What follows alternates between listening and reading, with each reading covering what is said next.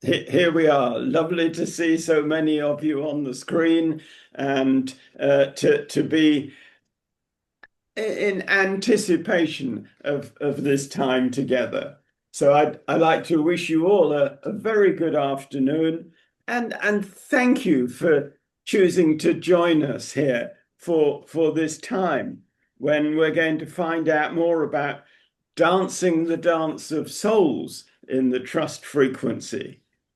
So, for those of you who don't know me, my name is William Duffield, and I'm speaking to you from Bella Vista Guest House and Retreat Centre on the south coast of England, which is also Naomi's and my home. For the last week, we've been privileged to have Connie Baxter Marlow and Andrew Cameron Bailey staying with us. They're currently traveling in Europe, introducing people to the trust frequency. And yesterday, they gave a presentation on their work to our monthly Collective Emergence webinar. Some of you may have been there for that. But if you weren't, don't worry, this time will stand alone as well. So the idea is that today we have an opportunity running from now until about 4 o'clock British summertime, which may be different time for you wherever you are. I'm not going to try and calculate that. And the idea is that we take the principles and essences of the trust frequency and look at how we can meaningfully begin to apply them in practice in our everyday living. So that's as much as I'm going to bore you with, but I would like to invite Naomi to bring Connie and Andrew fully into this space.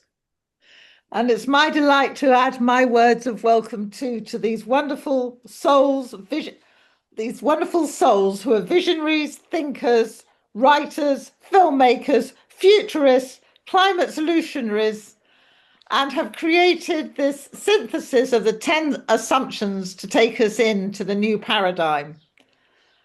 I don't really think there's much more for me to say because most of you were here yesterday and the others know them, but it's my absolute delight to welcome these two trust frequency souls to this time together.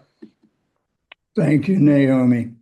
What a treat to be here this week here in Bella Vista Guest House and be honored and served your wonderful food and your gracious hosting.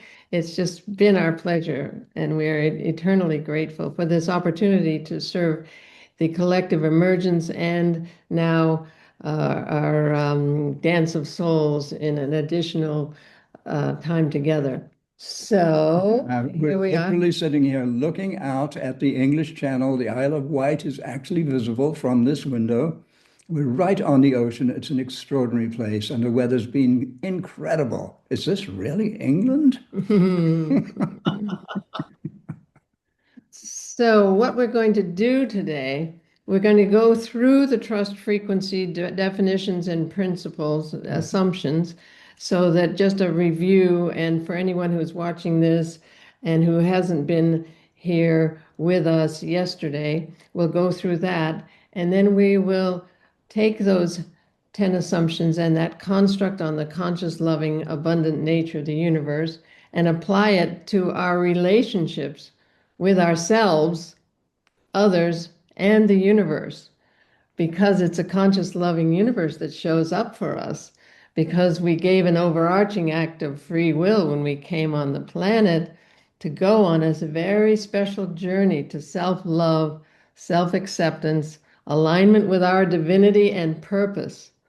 So we gave permission to this conscious, loving universe to take us on that journey and show us our light, those parts of ourselves we love, and also to show us our shadow, those parts of ourselves we don't love yet, which is a huge aspect of our shift in consciousness and vibration.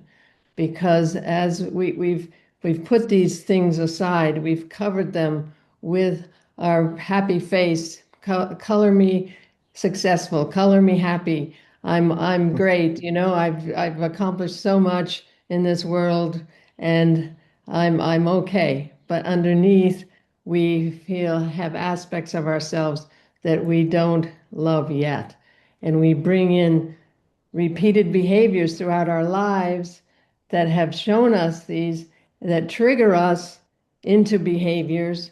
And so, what we want to take us through is acknowledging our light, the beauty of who we are and what we've brought to the world this far, and then go into these shadow pieces that are keeping our vibration low. As the earth shifts in frequency, we need to raise our vibration to stay with the earth and go into a new way of being and seeing. And so that is what this is about. And it's challenging work.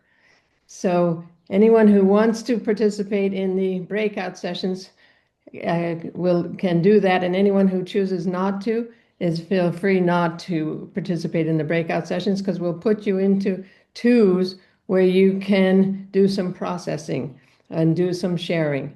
So that's kind of the outline of what we're doing today. All right. Yesterday's workshop was called The Trust Frequency, 10 Assumptions for a New Paradigm, and it explained why assumptions are so profoundly important to the life we experience. Because our assumptions, that which we believe to be true without question, is the collection of those assumptions is the lens through which we experience life, through which we experience the world. And if we're operating on the wrong assumptions or outdated assumptions or fear-based assumptions, I think you can see what happens. It creates a world for us that aligns with our beliefs. And if our beliefs are negative, guess what kind of life we have? So that was yesterday. So what we're going to do right now is run very, very quickly through the terminology we use, because we do use some words and phrases in unusual ways, and then run very quickly through the 10 assumptions just as a recap for everyone who was on yesterday. Some of you have been on our previous workshops in the past, and you already know. Some of you have read the book, The Trust Frequency. And if you're absolutely new to this and haven't heard anything, just do your best to listen to this, and we'll just present you with those. It's going to take just 3 to 5 minutes to do that. Would you like to start, Connie, or shall I? You go ahead with the assumption. Okay. So we call them the definitions as the first part, the terminology. The first word is assumption. An assumption is a core belief which we take to be true without question. Second one's a paradigm. We've all heard of a paradigm shift. We need a new paradigm. What is a paradigm? It is a set of agreed upon assumptions which create a consensus reality. Then, next word is humanity, which is the key definition for this whole Dance of Souls process. And that is that we are a collection of divine, autonomous, sovereign beings who have chosen. That's the key word. That's our overarching act of free will. We chose to incarnate on our journey to self-love, self-acceptance, alignment with our divinity, and our purpose. So that's a big job we signed up for. Okay, we promised to bring a gift to the party, and all of creation is awaiting that gift that we promised to bring. So those parts of ourselves that we don't love yet are keeping aspects of ourselves that we promised to bring to the party away from our gifting process of who we truly came here to be. So that's what this course is about, and this talk today. So the next one is love. You've probably heard the 4-letter word love, and this definition is not what you will find in the dictionary or not what your grandma told you. Love is the fundamental unifying and creative force of the universe. That's the capital L. I'll say that again. Love is the fundamental unifying and creative force of the universe. It's in fact it's everything. It's all that exists. We talk about frequency. Frequency, the vibratory rate that determines the characteristics of a particular reality. There is a wide range of frequencies, each with its own reality and its own distinct laws. So the laws are expanded as we go up in frequency. The laws are different. That's very important to understand the physics of this frequency vibrational shift. Connie, what's the trust frequency? The trust frequency is where the soul's destiny awaits with more abundance, balance, freedom, and joy than we can fathom, where the true nature of the universe is experienced. And free will. Free will? We all know what that is, right? It's the right to choose one's frequency. Free will means that we can actually choose our frequency. If we're vibrating at an anxiety, fear-based, not so pleasant frequency, it's possible to raise that frequency. Yesterday, the big question was, how do we raise our frequency? So once we have an answer to that, we'll know how to improve our relationships, which is extremely helpful.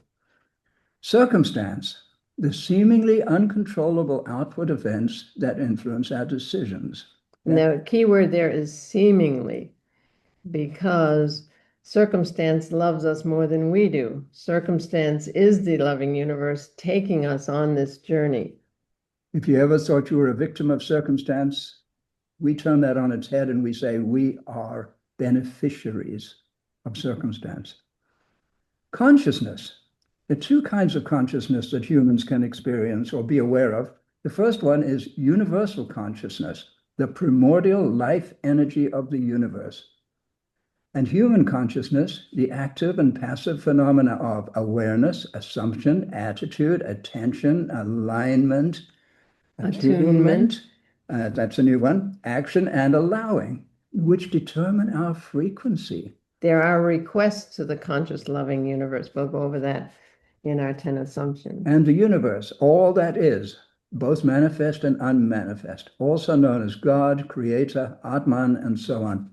We call it the conscious loving universe, which is actually a scientific term for that same phenomenon that so many people call God, the conscious loving universe. Think about that.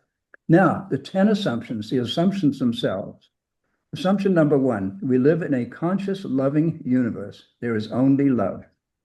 And that sets up a paradox that what about the things we see as not love?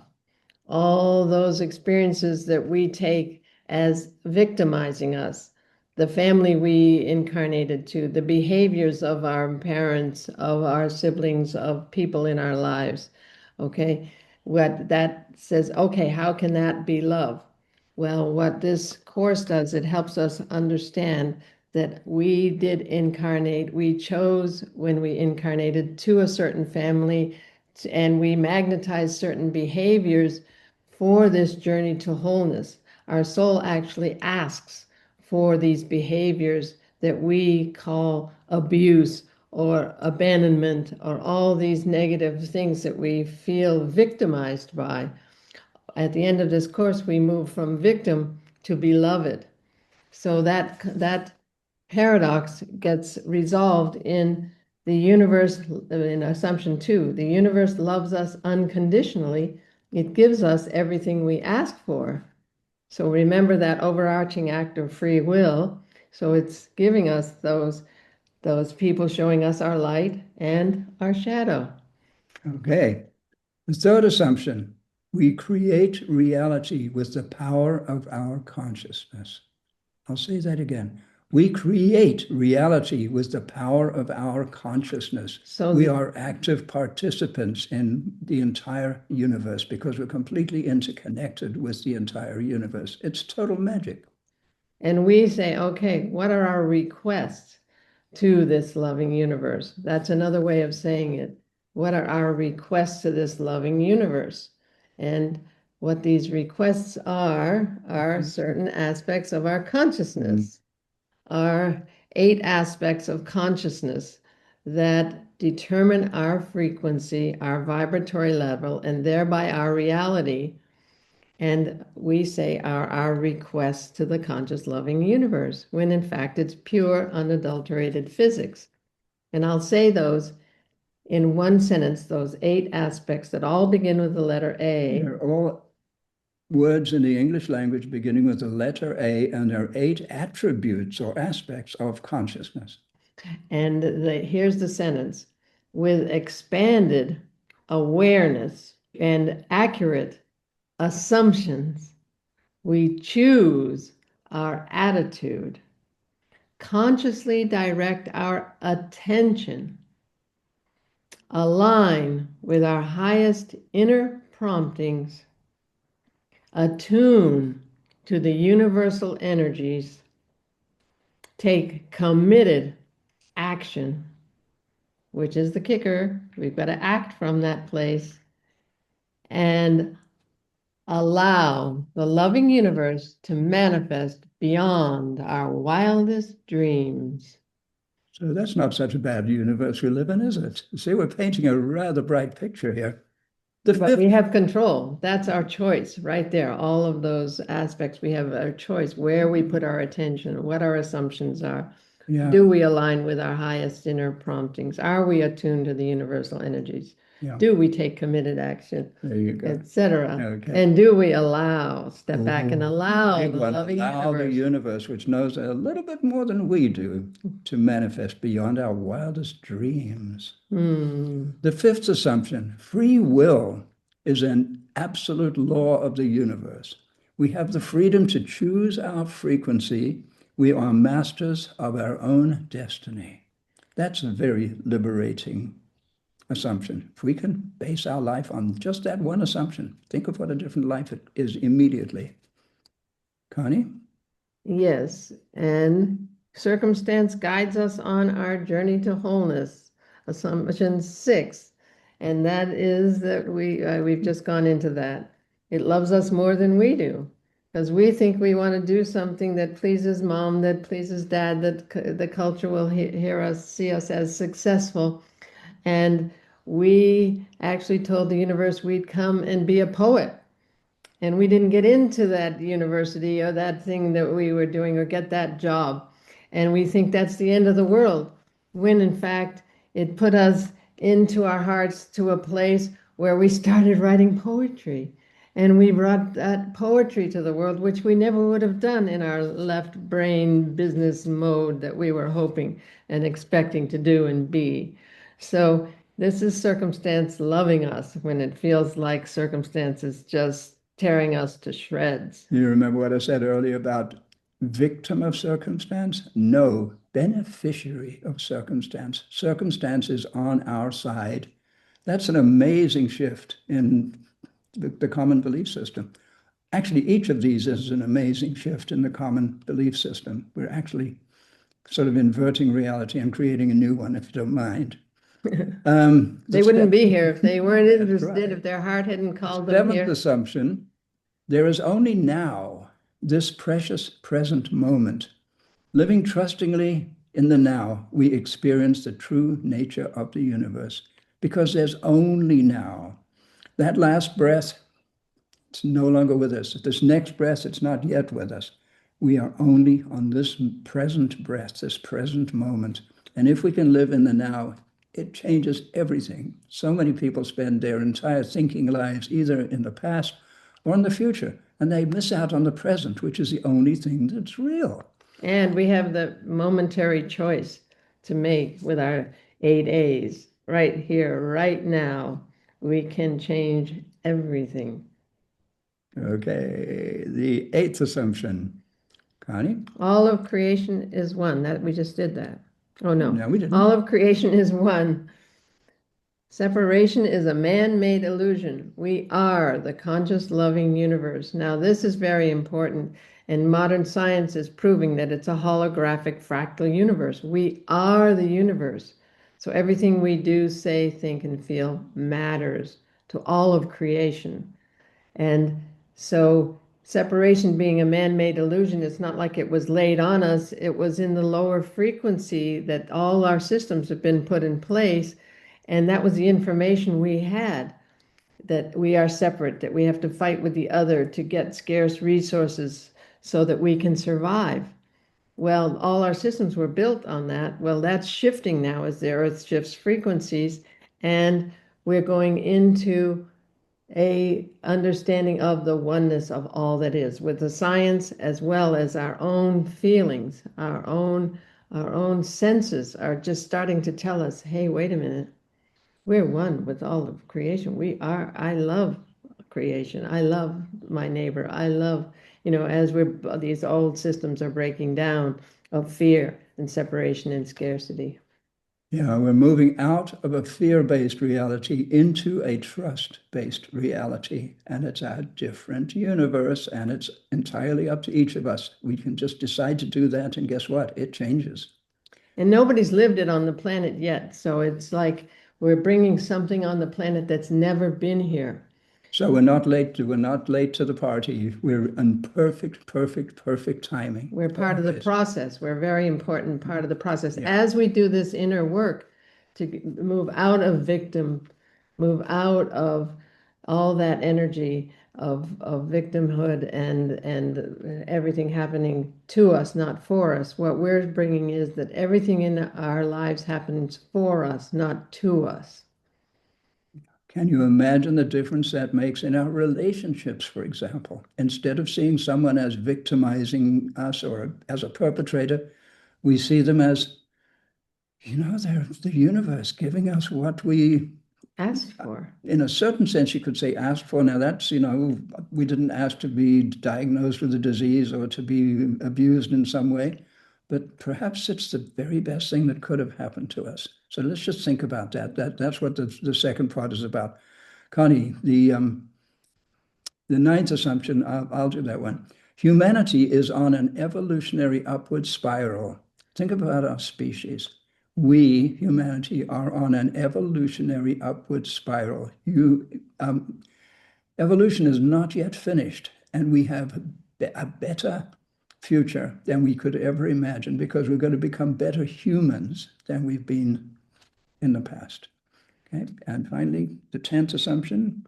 The trust frequency is a real place of unfathomable joy, peace, and abundance that it is freely available to anyone, anywhere, anytime. It's just a matter of choice.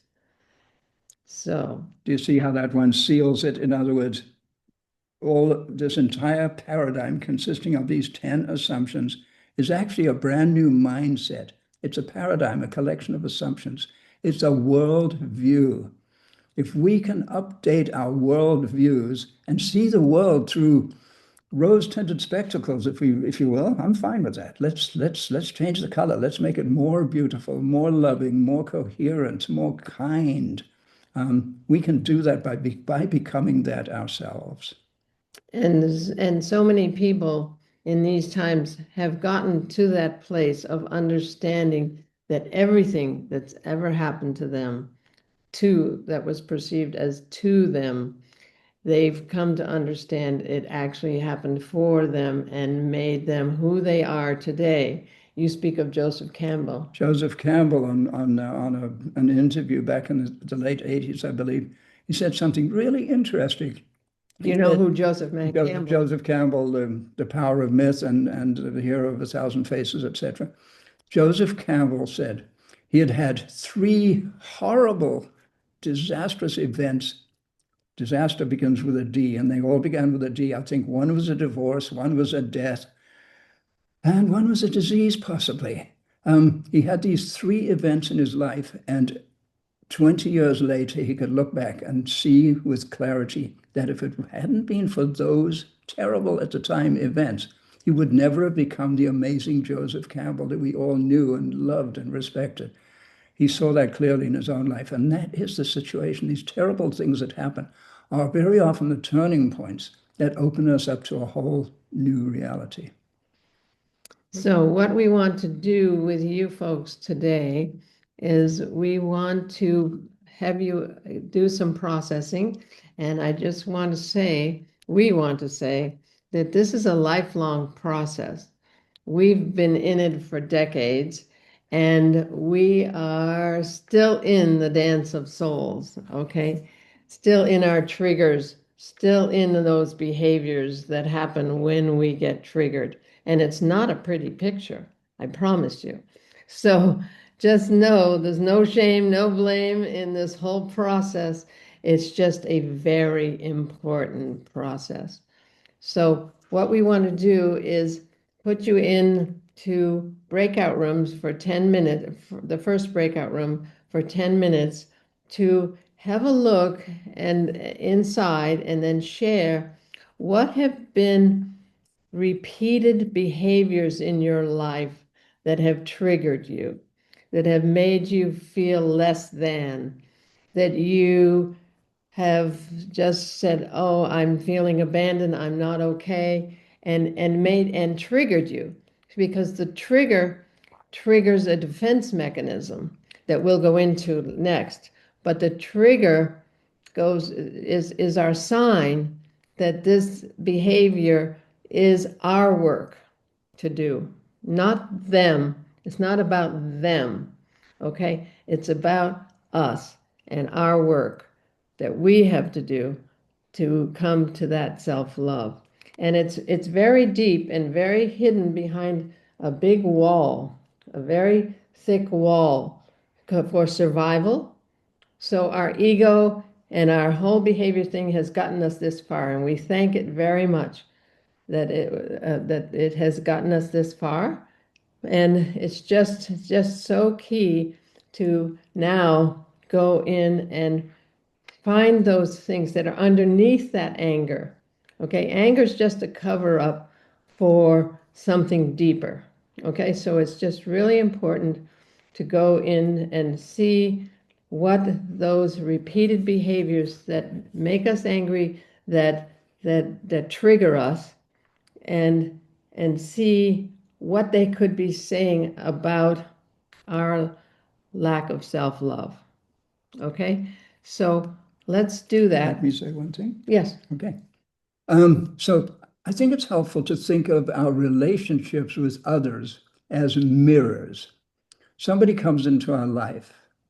Who has not had the experience of literally falling in love with somebody, and then later on in that very same relationship, looking at that person and going, oh my God, and that person might be very angry at you or abusive, and you're looking into a mirror.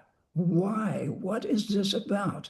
And it's here to teach us something, to learn from our relationships are the most powerful way humans learn, through relationships. And we're all in relationship. I'm in relationship with myself. I'm in relationship with the entire universe. I'm in relationship with this beautiful being here. And you should see us when we get triggered. It's terrifying. When we first got together, we really thought we'd worked it out with our previous relationships. And here we were, clean and clear. And that was 23 years ago. Every so often, we're quite good at triggering each other. So finding out what those triggers are, because they are the key. If a certain What they're thing, telling us about ourselves. yeah, a certain thing triggers me. For example, I cannot stand to be unjustly accused. If you accuse me of something and I'm guilty of it, okay, I'm sorry. But if I'm not guilty of it, I have a really hard time with that. So, and it's different for all of us, okay? So let's go into pairs and really just look inside yourself and see if you can detect patterns that repeat. Like, I'm always married, I'm always getting into relationships with the same kind of person. There's a reason for that. You haven't yet got through that. Once we clear ourselves, we become ready for a higher level of relationship, just as in a very human example. And I saw this through, after 20 years of marriage to my former husband, I saw this through the fact that I had married my father's shadow. Well, we hope you've had a good time in the breakout rooms, sharing your triggers.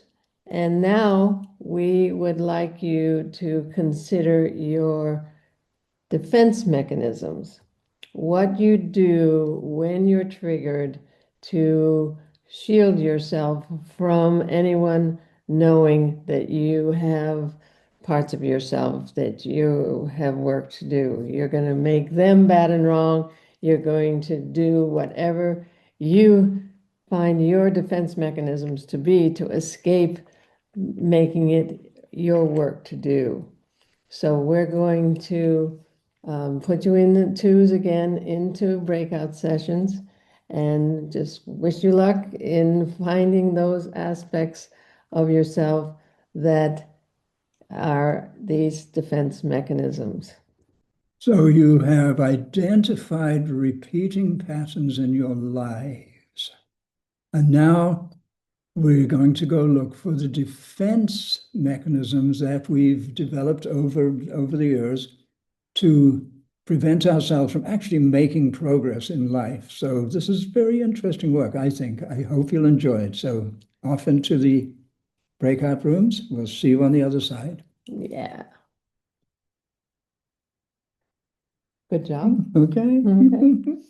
So now, Welcome back. If you're going to just keep it rolling, you may as well. Yeah. Oh. Welcome back. yes, we hope you found good constructive access to these aspects of yourself, these behaviors that you use to deflect the triggered information that's saying go inside. You've made them bad and wrong. You've left a room. Whatever you've chosen is your, or discovered that is your defense mechanism. And now, in closing, I'd like to share with you something I wrote way back in the middle of my marriage in a traffic jam. I was just sitting there quietly waiting for the traffic to move, and this came to me.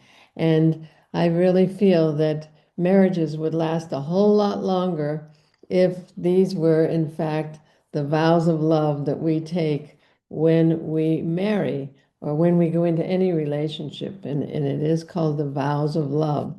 So I'd love to just read these to you, and it really encapsulates the whole dance of souls process that we've been taking you through just ever so briefly. So here is the vows of love. I will faithfully reflect the light and beauty that is in your heart. I will also mirror for you all of your wounds and insecurities and will help you make friends with your shadow, those parts of yourself that you do not yet love. I will as well thank you and honor you for mirroring for me the parts of myself that I cannot see. Each time I try to blame and judge you, I will remind myself to look inside and articulate and bring into the light my shadow side that you have shown me. I realize that by entering into a relationship with you, I have agreed to walk with you into deep unconscious levels on the journey toward wholeness. If at any time we decide to end this relationship, I recognize that it will be because we have served each other's growth as best we can.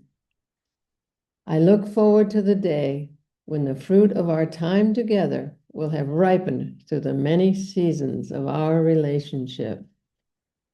So that's a beautiful gift from me to you and to relationships that hopefully show people that it is a journey of into the light and the shadow of our beings on this journey.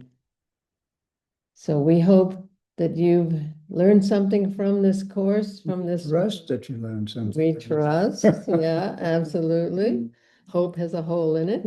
Oh, we trust that through this whole process of applying these principles, learning these principles and applying them to our relationships, that you can raise your vibration, change your frequency, change your reality, and live a life of just joy and peace and friendship with all that you come in contact with. Well, thank you. We wish you well. Yes, thanks so much. Vows of love. I will faithfully reflect the light and beauty that is in your heart.